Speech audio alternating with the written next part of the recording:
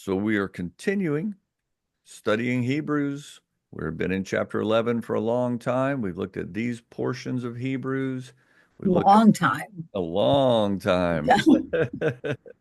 We've studied all of these characters here, and we're going to go on and look at David today. We're almost done with all these characters. And here, David, the writer, Book of Hebrews, doesn't really say anything particular about David. He lumps him in with this group here, just says that they subdued kingdoms, they had victories, basically. Um, and so we're kind of left sort of open-ended on what to look to David for as an example. This whole chapter is talking about what people did by faith or through faith. And so it's models of people who can show us how to walk by faith and live by faith. And so we've looked at specific things in most cases related to what the writer said about them. But then these ones, he didn't really say anything about them. So we're David, we've got a wealth of information about that we're not going to uh, dig fully into everything there is to see about David in the Bible. We could do a weekly Bible study on that for a couple of years, just on that.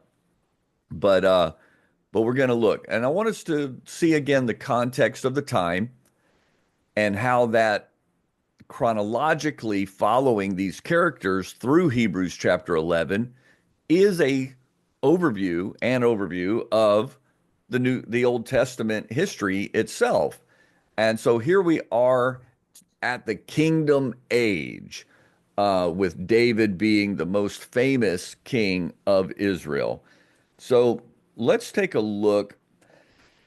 What we're going to do is we're going to focus on one notation that the Bible makes about David, and it's actually made in the New Testament, where uh, the Apostle Paul is speaking and he's telling about what happened in the Old Testament. And he says that God gave unto the Israelites judges about the space of 450 years until Samuel the prophet. So Samuel was the last judge, and then the kingdom age came in under Samuel's purview. So it says, afterward, they desired a king.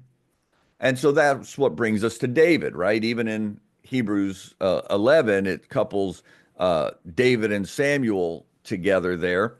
We know Samuel anointed David. David is the famous king. And so this should be where we are, right? God gave David to be the king for Israel. Well, if you know this Bible story a little bit, you know that didn't happen right away. First, God gave unto them Saul, the son of Cis, a man of the tribe of Benjamin, by the space of 40 years. So Saul was a king of Israel for 40 years. That's a long time. He is conspicuously absent from Hebrews chapter 11. He's not named, he's kind of jumped over. Uh, and we mentioned Samuel, we mentioned David, but there's no mention of Saul. Verse 22 tells us that God removed Saul. It says, and when he had removed him, he raised up unto them David to be their king, to whom also he gave their testimony and said, I have found David, the son of Jesse, a man after mine own heart, which shall fulfill all my will. Now, this is the Apostle Paul speaking in Acts chapter 13 to a group of people that he's trying to give a little Bible study to, preach to, and he's referencing his Bible, the Old Testament, when he's referring to these things. So it's like, well, what scripture is he referring to when he says that God gave testimony saying, I have found David, the son of Jesse, a man after mine own heart, which shall fulfill all my will? That's going to be in the Old Testament in First Samuel 13. Kind of interesting coincidence here that we've got chapter 13 of both of these books. I don't think there's any real significance to that. It's just kind of handy if you're trying to remember where these things are located. And guess what? The part we're going to read starts with verse number 13. And it says, Samuel said to Saul, Thou hast done foolishly. Thou hast not kept the commandment of the Lord thy God, which he commanded thee. For now would the Lord have established thy kingdom upon Israel forever. In other words, Samuel saying to Saul, you were at a crossroads here that you didn't recognize, that God was putting you in a position to need to stay faithful to what he told you. And if you had, the desire of God was to establish your kingdom forever. That's what he wanted to do. The word would in the Bible is, we don't use it this way now, but in Old English, they used it more for what somebody intends and wants to do. That's what he would. But now thy kingdom shall not continue. And then it says, the Lord hath sought. Now, this corresponds to Acts chapter 13. The Apostle Paul referred to it, said he is found. Sought and found. You seek and you find. And it's the same thing here. The Lord hath sought. It's not that he went out seeking and didn't find one. He went out and sought and found a man after his own heart. And the Lord hath commanded him to be captain over his people. Now, at the time, when you read Acts 13, it sounds like this testimony was given at the time that David was actually placed and replaced Saul, at the time that Saul was actually removed. But in 1 Samuel 13, where we actually are in the storyline, Saul has only been king at this point for about 2 years. He's served as king for another 38 years, even though Samuel told him, your kingdom shall not continue. It continued, but temporarily for 38 years, and then it was not passed down through his lineage. Instead, it was his dynasty was replaced by David, and then it was passed down through David's lineage instead of Saul's. So, and also, anybody know how long David was king? David was also king 40 years. 40 years. Yeah. So we've have this, the same. It's not like Saul was king for a short time and David for a long time. Now there was even some kind of overlap that took place between the house of Saul and the house of David, and David being king over just Judah and then king over all of Israel and so forth. But ultimately, all told, he was king 40 years, just like Saul was. So how is it that David is a man after God's own heart and Saul was not? So does that mean that Saul was just a bad person? Just had a bad heart? And it doesn't seem to make a lot of sense because, it's indicated in 1 Samuel 13:13, the desire of God was to establish Saul as the king and stay that way, and pass it down through his heritage. So it's not picking a man with a wicked heart. So let's take a look at the origin of Saul here in 1 Samuel chapter 10. The first verse of this chapter says, Samuel took a vial of oil and poured it upon Saul's head and kissed him and said, is it not because the Lord hath anointed thee to be captain over his inheritance? In other words, this is what I'm anointing you for. You're being anointed to fulfill this role because you've been called by God and anointed by God to be the captain over God's inheritance, to be the king. So God chose Saul. Saul didn't step up and take this on himself. In fact, Saul didn't really even, he really wasn't that enthusiastic about it. He was actually very afraid of it, and kind of tried almost not to do it, but he was called of God to do it, and he did. So a little bit further down in this chapter, Samuel is telling Saul what to expect, what's going to happen. And in verse 6, he says, "And the Spirit of the Lord will come upon thee, and thou shalt prophesy with them," because he was going to encounter some prophets, "and shalt be turned into another man." Hmm. Who's turning him into another man? The Lord is, by way of his Spirit.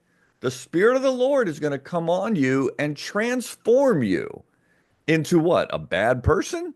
Oh, of course not. Into a better person. And then skipping down a little bit farther to verse 9 says, "And it was so that when Saul had turned his back to go from Samuel, God gave him another heart. And all those signs came to pass that day." So this is kind of confusing if we're trying to contrast Samuel and David, right?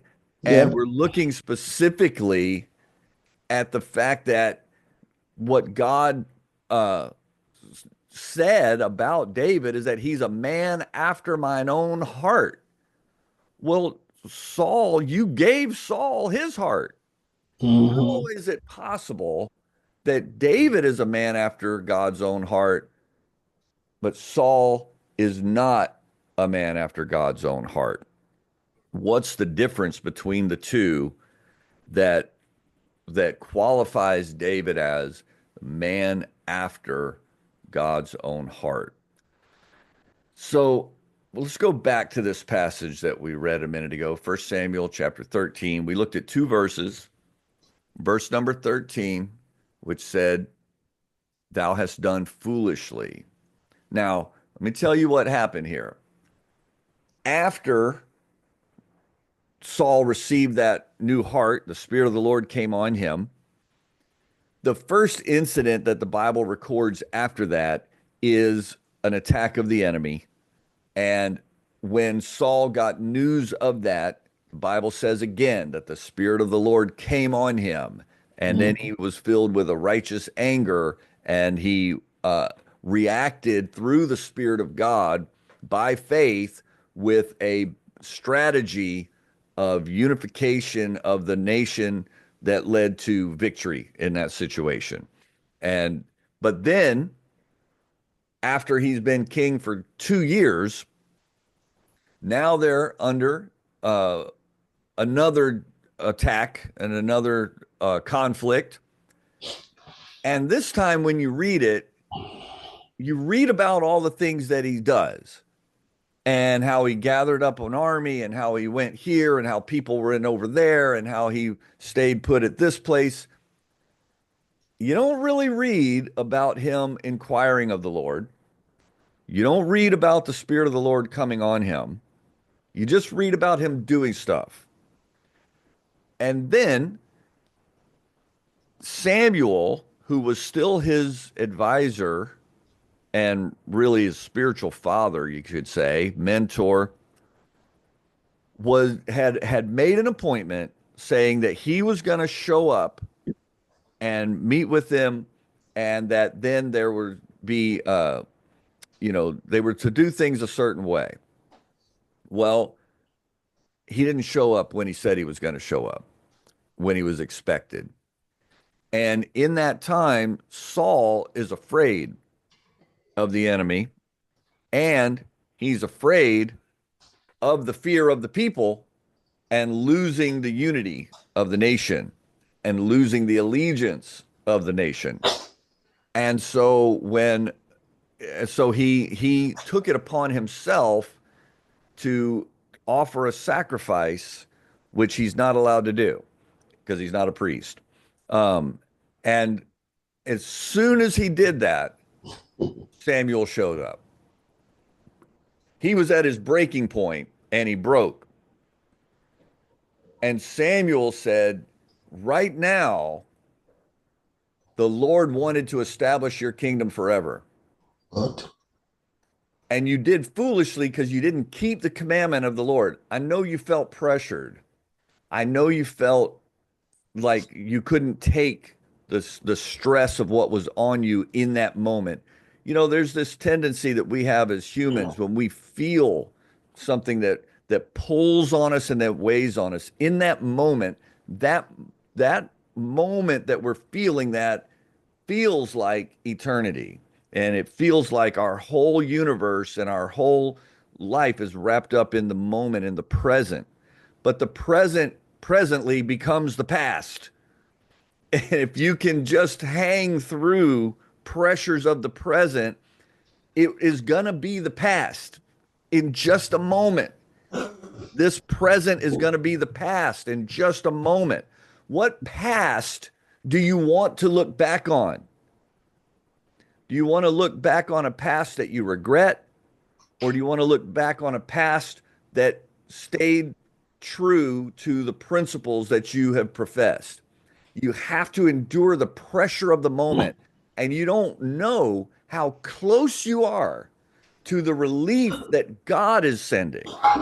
You don't have to pursue your own relief from the pressures of the moment. God is sending relief. And a lot of times, when you feel like you're at your absolute breaking point, that's the very threshold of God's move that he's sending to you. And that's exactly what happened here to Saul. He was at his breaking point and he broke. And Samuel showed up immediately and said, you were basically being tested and you could have passed the test. And then God could have done what he wanted to do and establish your kingdom forever. But now thy kingdom shall not continue. The Lord hath sought him a man after his own heart, and the Lord hath commanded him to be captain over his people. That's the same word that he used in Acts 10 when he anointed Saul, and he said, is it not because the Lord hath anointed you to be captain over his inheritance? He said, well, now he's looked for somebody else. So when we read these verses a couple of minutes ago, I tricked you a little bit. I left out the end of verse 14. There's one more part to verse 14. It says, because thou hast not kept that which the Lord commanded thee. Not because you've just been a wicked person forever and ever and ever, but because you didn't keep it. You had it, but you didn't keep it. There's this verse in Proverbs chapter 4, verse 23 that says, keep thy heart with all diligence, for out of it are the issues of life. Keep your heart with all diligence. In my mind, when I think about this verse, in fact, I was looking for the verse and I had trouble finding it for a minute because I usually misremember the wording. I usually remember it as guard your heart. Um, but it's keep your heart. But I do think that guarding it is how you keep it. That you think of of a armed guard that's protecting what God has given you in your heart. Um, Protect it against influences that could come from all sorts of voices that God didn't send. And that's why we need to be cautious even about the media that we consume, entertainment or what's may not be labeled as entertainment, may be labeled as informative or whatever. They're still really actually in the business of entertainment, believe it or not. But whatever. And I'm not saying not to listen to anything and not to learn anything and not to keep track of anything, but be cautious. We need to be cautious and we need to be sensitive to what's going on in our own heart. And there's sometimes that we've got to just keep outside voices on the outside and bring in more of the voice of God through more reading the word, more listening to good godly teaching, more listening to good godly music, and to edify us, more spending time with the people of God, more investing ourselves in the work of God. All of these things that edify our heart. Keep your heart with all diligence. Protect it, guard it, because Saul started out great, but somewhere didn't keep himself in communion with the Spirit of God. Now, when I started to look into this concept of being a man after God's own heart, that phrase, a man after God's own heart, um, can be kind of taken a couple of different ways. And one is to say, like, a son may take after his father, where it's similar or resembling. When you say a man after mine own heart, I think we use this phrase in modern conversation. I don't know how historically how far back this usage goes to where it would be relevant to this or not, but we use it in our conversation saying, "Oh, he's right. You're after my own heart," meaning you think like I do, and you've got the same opinion that I have, right? Now, it can also, this phrase, when we read this phrase, a man after his own heart, we can also think about being after something as in pursuing something and going after something. The pursuit of God's heart that could be looked at when you read this, that David is pursuing God's heart.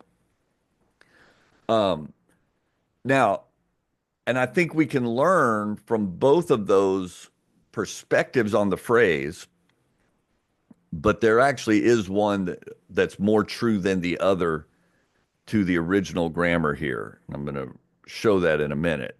But the main thing, Christian, though, yeah, go ahead. who is him Which place are we looking at? in 14? It says the Lord Okay, hath sought taught him. him. So that basically means himself has looked for to find himself a man after his own heart. The Lord has sought for himself a man after the Lord's own heart. Okay. Um, so the focus though is on the Lord's heart. And well, actually, let me go ahead and go to this right here. So this is the Hebrew word for heart. Now remember, Hebrew is read from right to left. So this is spelled Lamed Beth. I'm not a Hebrew scholar. I'm not a Hebrew pronouncer, but basically Lamed Beth. And in my amateur studies, uh, I've learned that the Hebrew language, every letter is actually a word. And the combination of letters to spell other words, there's a little bit of the principle of like ancient Asian languages, like ancient Chinese languages, where words are characters that are illustrations of the word. And then characters are combined to form compound words. And it's not exactly the same, but some of that actually is infused in the Hebrew written language, written and spoken language. And now I think that there's a potential to go way overboard in studying these kinds of things. I think it can become somewhat of a distraction from looking at, plain language. To me, studying the Bible, the most important thing to study is the plain language of the Bible. What does it say? And it says what it means. I need to know what it says. I need to take it and apply what it simply says plainly. The more plainly it says it, the more critical it is for me to apply it faithfully. But there are some insights to be gained from digging into sort of some deep things and reading somewhat between the lines and things. So the Hebrew language, I'm not a Hebrew scholar, It's a very amateur, superficial look, but you spell these words with other words. Lamed Beth. And you may be familiar with Bible terminology like, well, I was born in a hospital in New York City that's called Beth Israel. And you may be familiar with Beth this and Beth that, Beth Shalom and Beth whatever as names of places in Hebrew. The word Beth, the most literal translation of that word is house. And then Lamed, and also, by the way, the Beth, the letter Beth that means house, it's actually regarded by scholars to be a pictograph of a house or a tent. I mean, you look at it and you can say, yeah, okay, yeah, I could see that representing a house or a tent. Um, and so it's a little bit like Chinese characters. Lamed, they explain it as a pictograph as well, but I don't quite see it the same way as clearly and easily. But I will tell you what it means. It means learning. Lamed means learning. And it particularly implies learning, receiving knowledge from God. It can be uh, other use, but there is this implication that, you know, Proverbs says the fear of the Lord is the beginning of wisdom. And, one philosophy of learning is that God holds all knowledge. So you only can learn by receiving from God. All learning is a manifestation of receiving from God. And so they say that little squiggle at the top of the letter is that connection to the higher power, connection to God, and bringing down for learning. But in any case, this word heart is the learning house. And it's valuable to know that in Old Testament culture, the heart, where we separate the idea of heart and mind, and we think, oh, matters of the heart, right? What are matters of the heart? That's your emotions. It's where you feel so passionately and feel so deeply that in many cases that you'll do something that doesn't make sense. You'll make irrational choices because your heart, right? You know, and it will overcome your mind because of your emotions overcome your thinking, right? That's the idea of that we have when we talk about heart as opposed to mind. But not so in Old Testament Jewish culture. Heart was regarded as where thinking takes place and where knowledge is housed. The house of knowledge, the knowledge house is the heart. Okay. Um, and this word, lav, is um, sometimes translated in the English Bible as mind. Mostly it's translated as heart, but not to be understood as an emotion seat. But the concept was that the heart is the thought, the seat of thought and knowledge. Now, it does also literally mean the physical heart. Now, then there's this other very similar word that adds an extra Beth onto it, an extra house. And the the pronunciation, I thought I was going to kind of remember how to pronounce these, but I'm not remembering. So, but it's pronounced differently because it's got that extra letter, and they kind of like throw these vowels in between. The alphabet only has really consonants, and they just sort of put vowels. They sort of speak vowels into between the consonants. Um, but this is also translated to heart. And this word is more common in the Old Testament than the shorter version is. And when you read your English Bible, it just says heart either way. And actually, by the way, in the Old Testament, the word heart appears in the King James more than 750 times.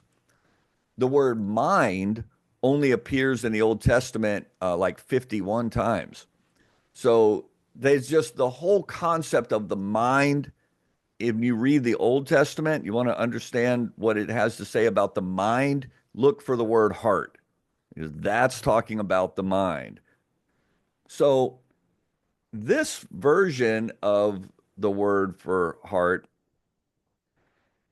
the house, right? The house of knowledge is the heart itself is the house. The house is the heart, and it's the knowledge that's in the heart. So I don't want to make too big a deal out of this, but it's an interesting little thought that some scholars put forth, that with this word, there's a greater emphasis on the richness and deepness, and particularly the inner man. Um, and here, the extra house word in here, the extra house word, you could take this as um, the joining together of two. And the only way to fully grow in knowledge, in knowledge of truth, and in true wisdom and understanding is for your heart to be joined to God's heart. So if you want to keep your heart, as Proverbs tells us to do, keep your heart tied to God's heart. Spend time with God. Spend time in His Word. Spend time in praise and worship. Spend time in prayer. Spend time in meditation on God and on channeling your attention to God. Do what you do before the Lord.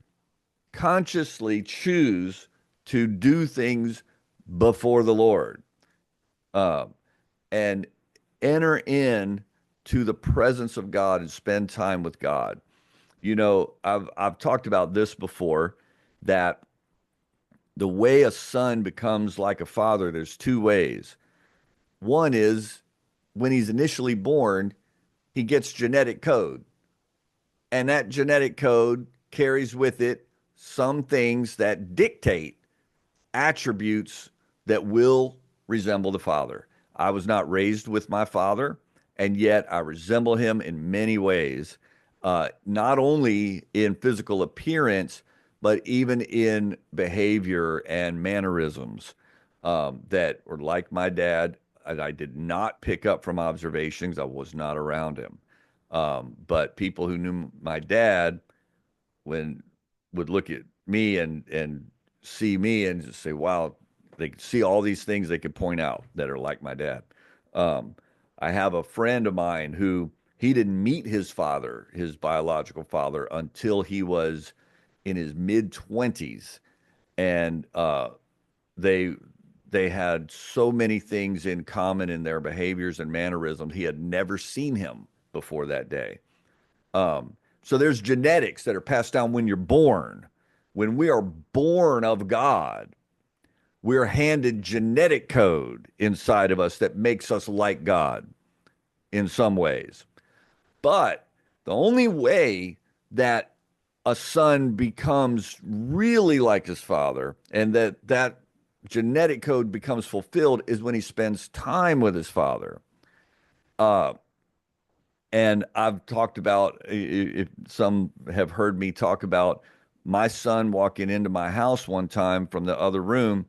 And when he walked in, we both greeted each other in exactly the same way at exactly the same moment. Now, this is to the other room. And so we neither of us heard one another because we said the same thing at the same time. So I guess you could say I heard him, but it was, it was like two things layered where you only see one. So I hollered, hey, and I didn't hear him because he had hollered at exactly the same time in exactly the same way. I thought the door, um, I thought, oh, I guess I didn't really hear the door like I thought I did. And he thought, oh, I guess Dad's not actually here. And then he's going on about his stuff. And like 10 minutes later, I went into that room like, oh, you're here. It's like, yeah, I called to you. It's like, well, I called to you. And anyway, and there are times that my son does and says things. He's his own man. He does a lot of things differently than I do. But there are certain things that he does and says that are so much like me that come from the time we've spent together. And so David was a man after God's own heart. David spent time with God. Before David was ever anointed to be king, he spent time out in the fields tending his father's flocks. What was he doing out there? He was writing songs of praise. He was playing his harp before the Lord. Now, he could have just been playing it just to play it, but he chose to do what he did before the Lord. And he coupled his heart with God's heart and spending time in prayer and in praise and in worship and in meditation, he became like God. Which brings me to this other part of this word. Now, the last letter, again, it's right to left. So this is Kaf, Lamed, Beth, Beth, Vav. The Vav part is a little thing that has to do with connecting to something else. And I'm not sure how that quite fits in, but I do know that the Kaf letter is like a prefix would be to an English word. And that letter is where this is the word that's in the verse that we read, a man after God's own heart, after God's own heart, after God's own heart. The after part, because this is just heart, the after part is the kaf. It does not mean pursuing after. It does not mean anything like that. It means similar to. It means resembles. So grammatically, really, the phrase in that verse about being a man after God's own heart, it's about having a heart that is like God's heart. Having a heart that is like God's heart. But I can't believe that the heart that God gave Saul was not like this as well. It had to be. Of course it was. But that was in 1 Samuel chapter 10. 2 years later, in 1 Samuel chapter 13, he's been disqualified from that description because he didn't keep what God gave him. Now, David, if you compare the behaviors of Saul and David and you make a list of the bad things that they did, because they both did bad things, David's list is worse than Saul's. We don't have any record of Saul committing adultery. David committed adultery and then had a man killed to cover it up. It don't get much more scoundrelly than that. That's not like God. That's not that heart that's active in that moment is not like God's heart. But David wasn't removed because he was confronted with it and responded right. Look at what 1 Kings chapter 15 says about him. It says, because David did what was right in the eyes of the Lord. And this is so wild, just how God's judgment works, how God's definitions work. David did not turn aside from anything that God commanded him all the days of his life. And then it says, well, except in the matter of Uriah the Hittite, almost like that's no big deal. Uriah the Hittite is the husband of the woman he had the affair with, and he's the man that David had killed. Oh, except in that, except for committing murder to cover up an affair. Other than that, that's a big deal. That's not a small thing. But God is saying, you came back around.